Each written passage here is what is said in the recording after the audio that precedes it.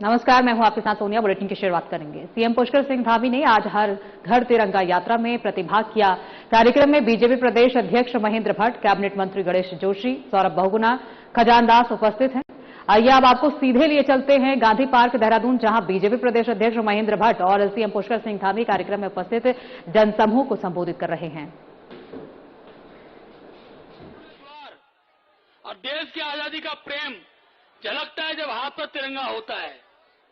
और देश के यशस्वी प्रधानमंत्री जी ने आह्वान किया है क्या 9 तारीख से लेकर 15 तारीख तक हम सब लोग तिरंगा के इस अभियान को एक व्यापक अभियान के रूप में लेंगे। आज हमने प्रदेश की सभी राजधानियों में तिरंगा यात्रा का आयोजन किया है, लेकिन कल से लगातार हम सब लोग अपने जिलों में, अलग अलग जिलों में यात्रा निकालेंगे। और एक आह्वान सबसे मैं करता हूं, प्रधानमंत्री जी का संदेश भी है कि हम सब लोग अपने घर के ऊपर तिरंगा लहराएंगे। आज से ही तिरंगा लहराएंगे और 15 तारीख सायं को 5 बजे के बाद जब सूर्यास्त हो जाए फिर झंडे को ठीक प्रकार से अपने घर के अंदर संभाल कर रखेंगे। मित्रों, ये तिरंगा भारत की शान है। ये तिरंगा हमारी एकता का एक आधार स्तंभ है। मैं जानता हूं देश के अंदर जब भी अराष्ट्रवादी शक्तियां खड़ी होती हैं, उस कालखंड में ये तिरंगा ऐसा संदेश देता है, हम सब लोग भारत मां के सबूत के रूप में, भारत मां के नागरिक के रूप में, हम सब लोग इस देश की एकता अखंडता के लिए अपना संकल्प लेते हैं। आज की यात्रा का भी यही उद्देश्य है।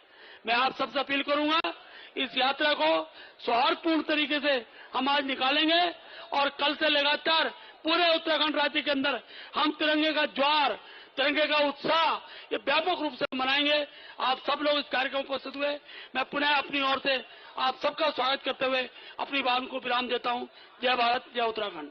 से चौड़ा हो जाता है, लेकिन ये तिरंगा झंडा हमें यूं ही नहीं मिला है। इस ध्वज की रक्षा के लिए मां भारती के सपूतों ने हंसते हंसते अपने प्राण दे दिए, फांसी के फंदों को चूम लिया। स्वतंत्रता संग्राम से लेकर आधुनिक युग तक के वीरों ने तिरंगे की साख पर कोई आग कभी नहीं आने दी। इसलिए जब तिरंगा हमारे हाथ में होता है तो ये हमें गौरव की अनुभूति कराता है। राष्ट्र के प्रति हमारे मन में किस प्रकार का भाव होना चाहिए, राष्ट्र के लिए क्या जिम्मेदारियां होनी चाहिए, इन जिम्मेदारियों का बोध भी ये तिरंगा कराता है। आज जब हम सभी ये तिरंगा लेकर आगे बढ़ेंगे तो हमारा संकल्प होना चाहिए कि हम देश की एकता के लिए, देश की अखंडता के लिए और देश की रक्षा के लिए सदैव कदम आगे बढ़ाएंगे। संकल्प के साथ देश पर कभी कोई चुनौती आएगी, कोई संकट आएगा तो हम उस संकट और उस चुनौती का हर संभव सामना करेंगे। भाइयों बहनों, आज हमारा देश अमृत काल से गुजर रहा है। आदरणीय प्रधानमंत्री श्री नरेंद्र मोदी जी के नेतृत्व में आज विश्व पटल पर अपनी एक नई पहचान, एक महाशक्ति के रूप में स्थापित हो रहा है। आज का भारत किसी के आगे झुकता नहीं है, बल्कि आंखों में आंखें डालकर अपनी बात कहता है। आज जहां भारत की अर्थव्यवस्था तीव्र गति से आगे बढ़ रही है, वहीं भारत आज डिजिटल क्रांति के क्षेत्र में, इंफ्रास्ट्रक्चर के क्षेत्र में या हमारी स्वदेशी में टेक्नोलॉजी का क्षेत्र, मेक इन इंडिया के माध्यम से भारत आज आत्मनिर्भर भारत की नई पटकथा लिख रहा है। आज हम केवल दुनिया के साथ कदम से कदम मिलाकर ही नहीं चल रहे हैं, बल्कि अनेक क्षेत्रों में आज दुनिया का नेतृत्व कर रहे हैं, आज दुनिया को दिशा देने का काम कर रहे हैं। भाइयों बहनों, जब देश आत्मविश्वास से आगे बढ़ता है तो उसका एक मजबूत आधार उसकी सेना होती है। और भारत की सेना हमेशा से पराक्रमी रही है, हमेशा अदम्य साहस और वीरता का प्रतीक रही है। और आज प्रधानमंत्री श्री नरेंद्र मोदी जी के नेतृत्व में हमारी भारतीय सेना का मनोबल और सामर्थ्य पहले से कहीं और अधिक मजबूत हुआ है। चाहे वो सर्जिकल स्ट्राइक हो, एयर स्ट्राइक हो या पहलगाम हमले के बाद चलाया गया ऑपरेशन सिंदूर हो, भारत ने दुनिया को दिखा दिया कि कोई ताकत हमारी सीमाओं की तरफ आंख उठाकर देखेगा, कोई दुनिया का कोई दुश्मन, हम उसे उसके घर में जवाब देंगे। और हमारी सेना ने ऑपरेशन सिंदूर में जिस प्रकार से आतंकवादियों के ठिकानों को पूरी तरह से तहस नहस करने का काम किया, पूरी दुनिया ने भारत की शक्ति से परिचित होने का काम भी इस ऑपरेशन के माध्यम से हुआ। इतना ही नहीं, आज हम हर क्षेत्र में आगे बढ़ रहे हैं। रक्षा का क्षेत्र हो, सुरक्षा का क्षेत्र हो, टेक्नोलॉजी का क्षेत्र हो।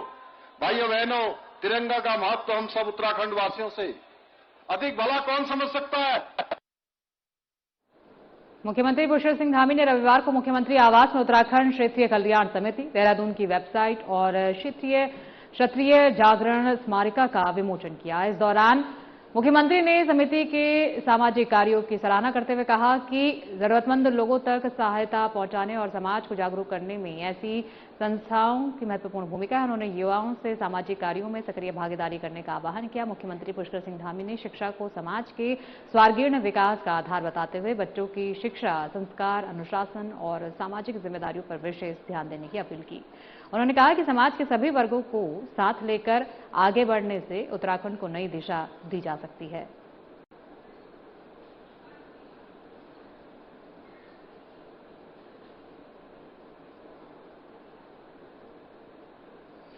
बीजेपी महिला मोर्चा की प्रदेश अध्यक्ष रुचि भट्ट ने पार्टी के निर्देश पर पिथौरागढ़ के दूरस्थ क्षेत्र धारचूला का दौरा किया। देहरादून लौटने के बाद प्रेस वार्ता में उन्होंने दौरे की जानकारी साझा की। रुचि भट्ट ने बताया कि धारचूला में उन्होंने लखपति बहनों से संवाद कर उनके अनुभव जाने और लगभग 200 लखपति बहनों को सम्मानित किया। साथ ही राज्य और केंद्र सरकार की बहनों को सशक्त बनाने की योजनाओं के बारे में जानकारी साझा की। उसके बाद नेपाल का दौरा किया, जहां नेपाल की बहनों से मुलाकात कर वहां महिलाओं को सशक्त बनाने के लिए संचालित योजनाओं और प्रयासों की जानकारी ली। इस दौरान महिला सशक्तिकरण को लेकर दोनों देशों की महिलाओं के अनुभव साझा किए गए। उन्होंने नेपाली महिलाओं को भारत में महिलाओं के लिए संचालित विभिन्न योजनाओं और कार्यक्रमों की जानकारी लेने के लिए आमंत्रित भी किया।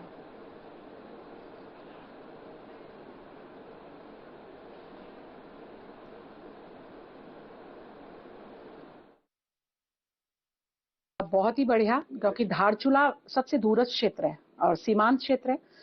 मुझे उम्मीद नहीं थी, मैं जिस प्रवास के लिए गई थी और इतनी भीड़, इतना प्रेम महिलाओं का वहां मिला। और इस समय ऐसा होना एक अपने आप में, सब वो लोग कहते हैं कि एक बहुत ही मतलब अलग ही बात हुई है और महिलाओं में बहुत जुनून था। करीब हमने वहां पर 200 लखपति बहनों को सम्मानित किया। अब आप सोच सकते हैं क्या संख्या रही होगी।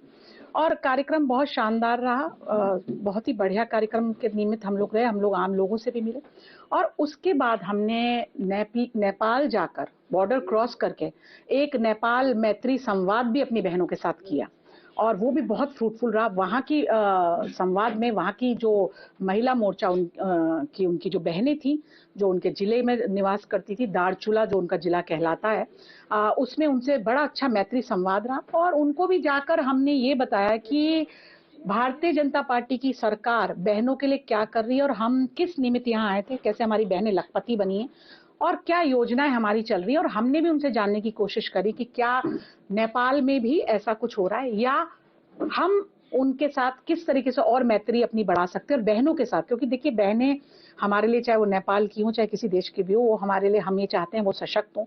तो हमने भी उन्हें इन्विटेशन दिया है कि आप भी भारत आइए और देखिए किस तरीके से हमारी बहनें सशक्त रहती। क्योंकि वहां भी हमने देखा कि नेपाल में भी बहनें बहुत ज्यादा मतलब काम कर रही थी। हमने उनकी दुकानें देखी, हमने एक दुकानों का भी उनका दौरा किया और जो लेबर भी, मतलब जो मैंने देखा कि आप यकीन नहीं करेंगे, बॉर्डर पार भी आके इधर इस तरफ भारत में आके भी वो लोग टेक्निकल काम भी कर रही थी। मुझे बहुत आश्चर्य हुआ कि जो हम वेल्डिंग का काम है ना, वो हमारी बहनें कर रही थी।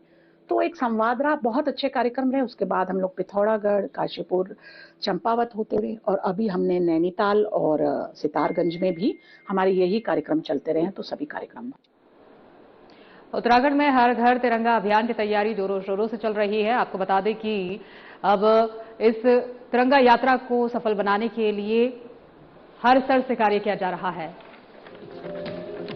हर घर तिरंगा अभियान को जन जन तक पहुंचाने की तैयारी 9 से 17 अगस्त तक होंगे देशभक्ति के विविध कार्यक्रम। मुख्य बाजारों और शॉपिंग मॉल में लगेगी तिरंगा प्रदर्शनी। हर विधानसभा क्षेत्र में निकलेगी तिरंगा रैली। सरकारी कार्यालयों, स्कूल, कॉलेजों में तिरंगा थीम पर होगी आकर्षक विद्युत सज्जा। डीएम डॉक्टर आशीष चौहान ने जनपद वासियों से की अपील, हर घर तिरंगा अभियान में अधिक से अधिक संख्या में करें सहभागिता। राष्ट्रीय उत्सव स्वतंत्रता दिवस को बनाए भव्य और यादगार। स्वतंत्रता दिवस सम्मान, गौरव और राष्ट्रीय प्रेम की अभिव्यक्ति। जनपद के प्रत्येक विधानसभा क्षेत्र में आयोजित होती तिरंगा रैली आयोजित होगी। और सीडीओ अभिनव शाह ने ये कहा, विद्यालयों और महाविद्यालयों में होंगे तिरंगा थीम पर रंगोली समेत विभिन्न देशभक्ति कार्यक्रम।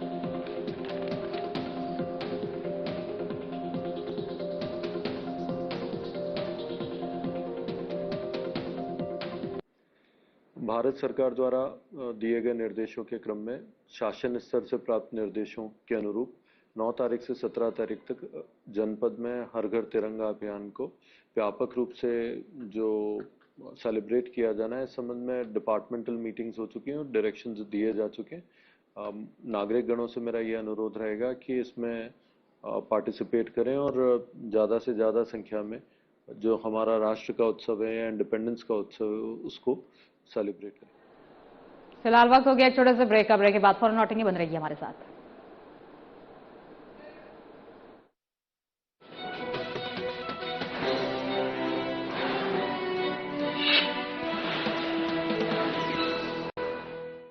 प्रधानमंत्री नरेंद्र मोदी के मार्गदर्शन और मुख्यमंत्री पुष्कर सिंह धामी की दूरदर्शी सोच से प्रदेश के युवाओं को मिल रहे स्वरोजगार के नए अवसर। मौन पालन को स्वरोजगार का जरिया बना रहे सैकड़ों युवा वन संपदा से भरपूर उत्तराखंड के जंगलों में रखे ये सैकड़ों मौन बॉक्स स्वरोजगार में शहद की मिठास घोल रहे हैं। शहद उत्पादन को ग्रामीण आर्थिकी का जरिया बनाने के लिए राज्य सरकार ने नई मौन पालन नीति को मंजूरी दी है, जिससे किसानों के चेहरे खिल उठे हैं। मैं राज्य सरकार का बहुत ही आभारी हूं कि उन्होंने मधुमक्खी पालन के लिए बी कीपिंग पॉलिसी लाई और इस बी कीपिंग पॉलिसी के बनने से हमारे जैसे लाखों मधुमक्खी पालकों को एक नया रास्ता मिलेगा। मधुमक्खी पालन को प्रदेश में बढ़ावा मिलेगा। उत्तराखंड सरकार इस नीति के तहत मौन बॉक्स स्थापित करने, उनके माइग्रेशन, शहद प्रोसेसिंग यूनिट और टूल किट की खरीद पर मौन पालकों को 80% तक की सब्सिडी दिए जाने का प्रावधान है। मेरा ये मानना है कि जिस तरह से आज की तारीख में 80% तक की सब्सिडी मौन पालकों को दी जा रही है, तो ये अपने आप में बहुत बड़ा प्रयास है। और मेरा ये मानना है कि आपकी खेती बाड़ी के साथ मौन पालन के जरिए आप अपनी आमदनी को बहुत बढ़िया स्तर पे लेके जा सकते हैं। उत्तराखंड में वर्तमान में लगभग 3,300 मीट्रिक टन शहद उत्पादन हो रहा है, जिससे 10,000 से ज्यादा लोगों की आजीविका चल रही है। राज्य सरकार ने अब 15,000 मीट्रिक टन शहद उत्पादन का लक्ष्य रखा है, जिससे 25,000 किसानों को लाभ मिल सकता है। राज्य सरकार मौन पालन को मिशन बनाकर चल रही है। किसानों को मौन पालन से संबंधित ट्रेनिंग के साथ ही उन्हें कई तरह के प्रोत्साहन भी दिए जा रहे हैं। मौन पालन से मिलेगा स्वरोजगार, किसानों की हितैषी उत्तराखंड सरकार। हिमालय की खूबसूरत वादियों में बसा उत्तराखंड, जहां सैकड़ों युवा उद्यमिता और नवाचार से आत्मनिर्भरता की नई कहानी लिख रहे हैं। प्रधानमंत्री नरेंद्र मोदी के मार्गदर्शन और मुख्यमंत्री पुष्कर सिंह धामी के दूरदर्शी नेतृत्व ने युवाओं के सपनों को पंख लगाए हैं। राज्य में स्टार्टअप नीति लागू होने के बाद से उत्तराखंड छोटे उद्यमों का हब बनता जा रहा है। स्पंदन नाम की बेहद छोटे आकार की ये portable ECG device health sector में एक क्रांतिकारी इनोवेशन है। इसे देहरादून के स्टार्टअप सनफॉक्स टेक्नोलॉजी ने विकसित किया है। अंतर्राष्ट्रीय स्तर पर भी उत्तराखंड के इस स्टार्टअप ने अपनी छाप छोड़ी है। उत्तराखंड सरकार जो स्टार्टअप पॉलिसी लाई है उससे हम लोग बहुत ही खुश हैं। हम एज अ सनफॉक्स रोजगार दे पा रहे हैं। ऐसे कई सारे जितने भी उत्तराखंड के स्टार्टअप हैं, काफी लोगों को रोजगार दे पा रहे हैं। इसी तरह इलेक्ट्रिक और पेट्रोल गो कार्ट्स के निर्माण में उत्तराखंड के स्टार्टअप फ्लक्स मोटर्स ने देश भर में पहचान बनाई है। ये स्टार्टअप 2021 में शुरू हुआ था। उत्तराखंड में शुरू करने का मेजर एक रीजन ये था कि यहाँ की पॉलिसीज जिस तरीके से सपोर्ट करती है हम स्टार्टअप्स को, और जिस तरह का इंक्यूबेशन सेंटर यहाँ पे गवर्नमेंट के थ्रू बहुत ज्यादा सपोर्ट मिलता है यहाँ पे स्टार्टअप को ग्रो करने में। IT, health, robotics, electric vehicle, tourism जैसे क्षेत्रों में सैकड़ों स्टार्टअप नवाचार, हुनर और उद्यमिता में उत्तराखंड की बढ़ती साख के प्रतीक बन रहे हैं। स्टार्टअप नीति के तहत स्टार्टअप को वित्तीय मदद देने के लिए राज्य सरकार ने 200 करोड़ रुपए का फंड बनाया है। जिससे स्टार्टअप्स अपने व्यवसाय को बड़े स्तर पर विस्तारित कर सकेंगे। स्टार्टअप के लगातार विस्तार से न सिर्फ युवाओं की नवाचारी सोच को नया आयाम मिल रहा है, बल्कि हजारों युवाओं को प्रदेश में ही रोजगार के अवसर भी मिल रहे हैं। स्टार्टअप का हब बन रहा उत्तराखंड, उद्यमिता में आगे बढ़ रहा उत्तराखंड।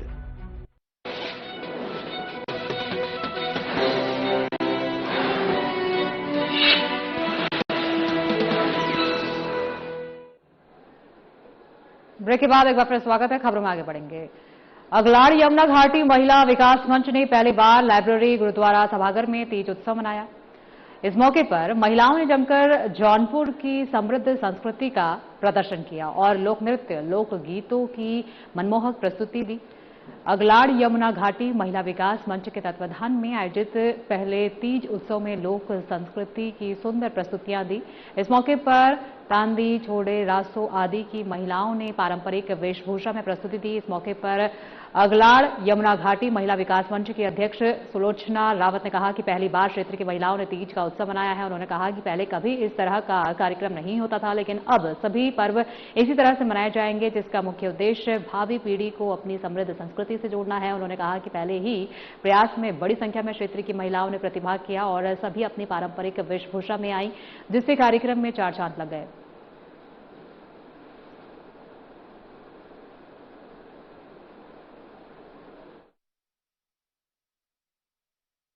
अगलाड़ यमुना घाटी की जो हमारी महिला मोर्चा की जो सदस्य हैं, जो हमारे एक समिति है, उनके माध्यम से यहाँ पर तीज का प्रोग्राम का आयोजन किया गया, जिसमें कि सभी जितने भी मसूरी में रवाएं, जौनपुर की जितनी भी महिलाएं यहाँ रहती हैं, उनके माध्यम से कार्यक्रम हो रहा है और अपनी वेशभूषा और अपनी संस्कृति को दर्शाने का उन्होंने यहाँ पर कार्य किया है। क्योंकि एक पूरे उत्तराखंड में क्या पूरे देश में जो है हमारी जौनसार रवाएं, जौनपुर की जो संस्कृति है वो कहीं देखने को नहीं मिलती है।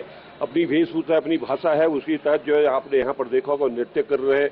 सारी प्रतियोगिता उन्होंने पहले से की हैं, तो आज वो बधाई की पात्र है। हमारी बात धन्यवाद करते, फिर महिलाओं को बहुत बहुत बधाई देती जो आज सभी महिला मेरे एकत्र हुए, सभी लोग इकट्ठे हुए। तो सबसे पहले तीज की बहुत बहुत बधाई। तो हमारे जैसे मसूरी में सबका अलग अलग वो होता था जैसे कार्यक्रम, तो हमारा अभी तक कोई मसूरी में महिला मंच कभी कोई कार्यक्रम नहीं हुआ। इसलिए मैंने सोचा कि इस बार हमने सभी अगलाड़ घाटी महिला मंच की महिला जितने भी हमारे जौनपुर की महिलाएं हैं, तो मैंने सोचा इस बार क्यों नहीं कि हम अपना जौनपुर का कल्चर दिखाए, अपना वेशभूषा में आए, हर में जो कार्यक्रम करे। तो इस बार इसलिए मैंने सभी महिलाओं कम से कम 150 महिला होगी, तो इतने महिलाओं को इकट्ठा करा। तो सभी मेरे कहने से आए, तो सब ने बातें सुनी, तो सब इस बार इकट्ठे हो। नीलकंठ की कांवड़ यात्रा के बीच ऋषिकेश में आज पुलिस की नाकाबंदी को तोड़ते हुए कांवड़िया शहर के अंदर घुस गए। इससे शहर में जगह जगह कांवड़ियों के दोपहिया वाहनों से सड़कें पैक हो गई। चौक चौराहों पर स्थिति ऐसी बनी है कि कई घंटे तक वाहन अपनी जगह से हिल नहीं पा रहे हैं। इस दौरान ध्वनि प्रदूषण का ऐसा विस्फोट देखने को मिला जिसने लोगों के कान के पर्दे हिला दिए। ये विस्फोट कांवड़ियों के वाहनों से निकलने वाले साइलेंसर की आवाज लगातार बजा रहे प्रेशर हॉर्न की वजह से हुआ। बता दें कि ट्रैफिक जाम हुआ तो चौक चौराहों पर तैनात पुलिस मशक्कत करती दिखाई दी, लेकिन उनकी कम संख्या और संकरी सड़कें ट्रैफिक जाम से राहत नहीं दिला पा रही हैं। भारी गर्मी में लोकल लोग ट्रैफिक जाम से पसीना पसीना होते हुए भी दिखाई दे रहे हैं। चंद्रभागा पुल पर एम्बुलेंस भी ट्रैफिक जाम का शिकार होती हुई नजर आई। नटराज चौक, चंद्रभागा पुल, मुनिकेरेती, लक्ष्मण झूला समेत आसपास के एरिया में भी काफी जाम की स्थिति देखने को मिल रही है।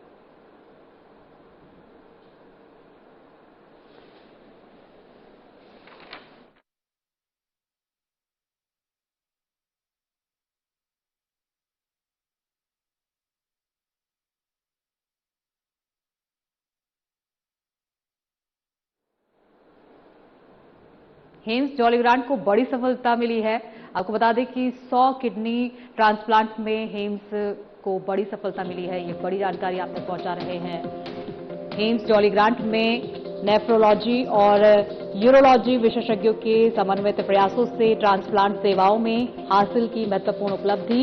100 किडनी ट्रांसप्लांट की सफलता। हेम्स जॉलीग्रांट ने बढ़ाया चिकित्सा सेवाओं का भरोसा। हेम्स जॉलीग्रांट में केक काटकर मनाया जश्न। किडनी डोनर ट्रांसप्लांट करा चुके मरीज और उनके परिजनों को पुष्पगुच्छ भेंटकर सम्मानित किया गया। रोगियों और उनके परिवारों ने जताया आभार।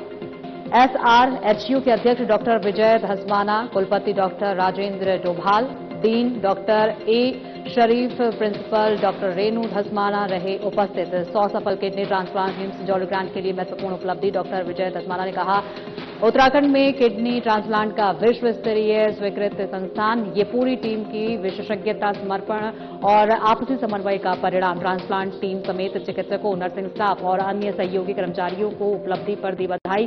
अस्पताल में जटिल ट्रांसप्लांट सर्जरी के लिए विशेष रूप से प्रशिक्षित टीम हिमालयन हॉस्पिटल में सफलतापूर्वक की जा रही है जटिल ट्रांसप्लांट सर्जरी। हिमालयन अस्पताल में अंग प्रत्यारोपण सेवा में होगा विस्तार। लीवर, हृदय और पैनक्रियाज जैसे अंगों का भी होगा प्रत्यारोपण। विशेषज्ञ टीम के समन्वय से मिली सफलता। समय पर जांच से किडनी को बचाया जा सकता है।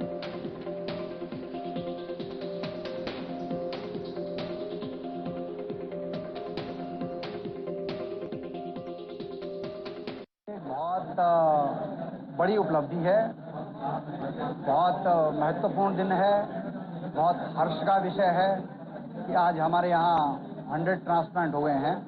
धीरे धीरे चले हैं हम लोग। एक बड़ी जटिल प्रक्रिया होती है ट्रांसप्लांट की, बहुत आसान जो है काम नहीं है ये। और उत्तराखंड में अभी खाली रिलेटेड ट्रांसप्लांट होता है। एक रिश्तेदार ही अपने दूसरे रिश्तेदार को ट्रांसप्लांट किडनी दे सकता है। अनरिलेटेड ट्रांसप्लांट हमारे अलाउड नहीं कि कोई भी किसी को किडनी दे दे। उत्तराखंड में भी है नहीं। और इसको जब एक्ट पास कराया गया था उस समय मैं ही इसमें आगे बढ़ के मैंने सरकार से उसमें बात करी थी। श्री आलोक जैन जी उस समय हेल्थ सेक्रेटरी थे, तो उनके सहयोग से ऑर्गन ट्रांसप्लांटेशन एक्ट उत्तराखंड में अडॉप्ट किया गया था। और तब से हम लोगों ने धीरे धीरे यहाँ ट्रांसप्लांट शुरू किया है। हम धीरे धीरे चल रहे हैं। दिक्कतें आती हैं, लेकिन हमारा जो सक्सेस रेट रहा है 99% सक्सेस रेट है। कहीं पर भी कोई ऐसा गड़बड़ी नहीं हुई कि कोई किडनी फेल हो गई हो। और हमारे टीम अच्छी है, सर्जन एक्सपीरियंस्ड हैं, हमारे नेफ्रोलॉजिस्ट बहुत एक्सपीरियंस हैं, साथ में जो हमारे एनेस्थीसिया की टीम है और टेक्नीशियन हैं, सारी टीम हमारे यहाँ बहुत सुदृढ़ टीम हमारे यहाँ अब है। तो हम ये अब आगे प्लान कर रहे हैं कि अगले जो 100 ट्रांसप्लांट होंगे वो 5 साल में हो जाए, क्योंकि बहुत सारे लोगों को किडनी की आवश्यकता है। किडनी की बीमारी बहुत लोग हमारे यहाँ, हम इस समय डायलिसिस भी जो है ऑलमोस्ट PGI चंडीगढ़ से ज़्यादा डायलिसिस कर रहे हैं महीने में। एम्स दिल्ली से भी ज़्यादा डायलिसिस महीने में हम लोग कर रहे हैं। तो मशीनें लगी हुई हैं, किडनी के मरीज बहुत हैं। तो उन मरीजों को राहत देने के लिए ट्रांसप्लांट हो जाए तो थोड़ा सा जो है उनको राहत मिल जाती है। और प्रयास करेंगे कि हम जो रोगी यहाँ आएंगे उनको हम अपनी सेवाएं दे सकें, सस्ती गुणवत्तापरक सेवाएं। हम लोगों के यहाँ जो ट्रांसप्लांट की कॉस्ट है वो कॉर्पोरेट हॉस्पिटल की तरह नहीं है। हम एक इंस्टीट्यूशन की तरह काम करते हैं और गुणवत्तापरक उसमें बहुत हम ध्यान रखते हैं कि quality medical services, health care services हमारे यहाँ आने वाले हर मरीज को मिले। बुलेटिन में फिलहाल के लिए इतना ही। एक नजर डालेंगे आज की बड़ी खबरों पर।